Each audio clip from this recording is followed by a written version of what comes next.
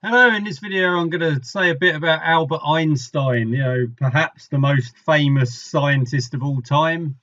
I mean, his name's now become synonymous really with being a genius. Um, Einstein, he was born in Germany in 1879, or at least it was the German Empire as it was back then. Things have changed quite a lot over the last 150 years. But he moved to Switzerland at age 16 and he became a Swiss citizen age 22. And this ended up being something of a theme of his life, that he had a lot of citizenships of different countries. But yeah, by age 22, he was a citizen of Switzerland and he started work famously at the patent office in Bern, the capital of Switzerland, in 1903. And he did a lot of his theorising there while he was an employee at the patent office. And it was in 1905, so 2 years later, that he submitted his PhD dissertation successfully, unsurprisingly, at the University of Zurich, also in Switzerland. Now, in 1914, he moved to Berlin and he worked at various universities. He became a German citizen again in 1917. Of course, this was all during the First World War, so there was a lot of turmoil that was going on, particularly in Europe at the time.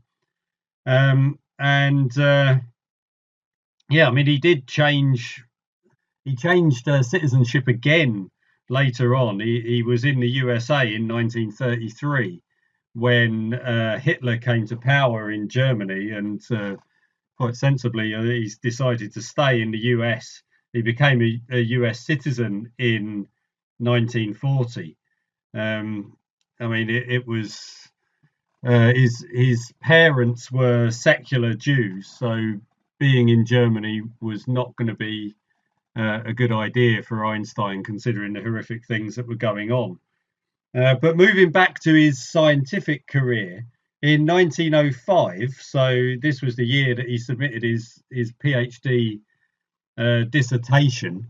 So he was only in his mid-20s. He was only 26, and 1905 was Einstein's miracle year, as it became known for. He published four completely groundbreaking papers within 1 year. So he explained the photoelectric effect and Brownian motion. He also introduced special relativity, which was addressing the inability of classical physics to describe the behavior of electromagnetic fields. So this is where he's bringing in things to do with the invariance of the speed of light. It doesn't matter what frame of reference you're in, the speed of light is always the speed of light. So yeah, he had that with special relativity, and he also brought in his fourth major contribution that year was the mass energy equivalence, which comes out of special relativity. So the E equals mc squared equation he became particularly famous for. So, and he did all of that in 1 year.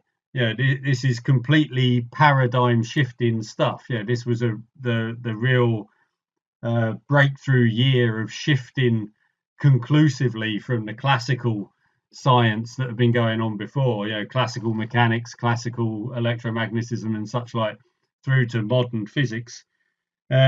He extended all of this. He had come up with this new system of mechanics, essentially, in relativity. I mean, that's what's going on there. It's the new way of describing the motion of things, amongst other stuff.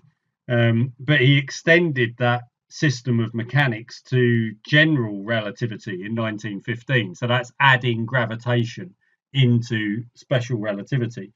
So this is all stuff that we'll be talking about in later videos.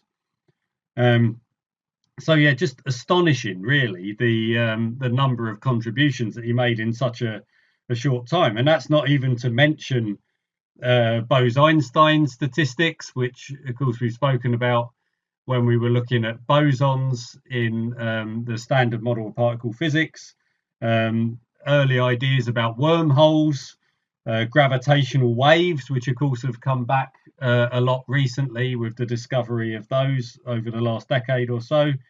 But these were things that theorizing, over a century ago.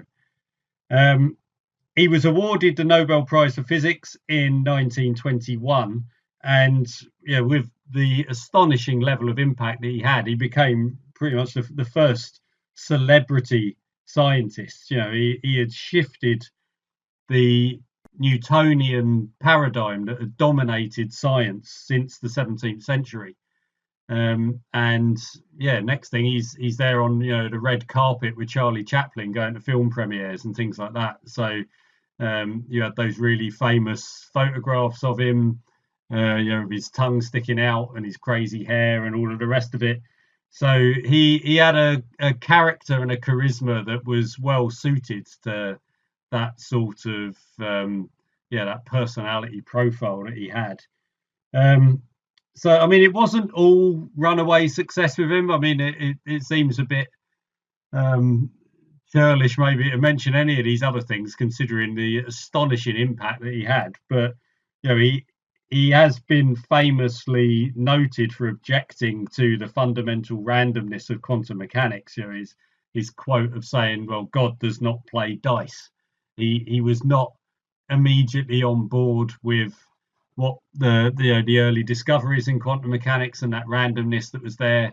He spent quite a lot of time working maybe against a lot of the other physicists, or striking his own path, trying to reconcile some of these misgivings that he had about it, and in a lot of those cases failing. So in his later career, he was maybe a little isolated from some of the consensus on that.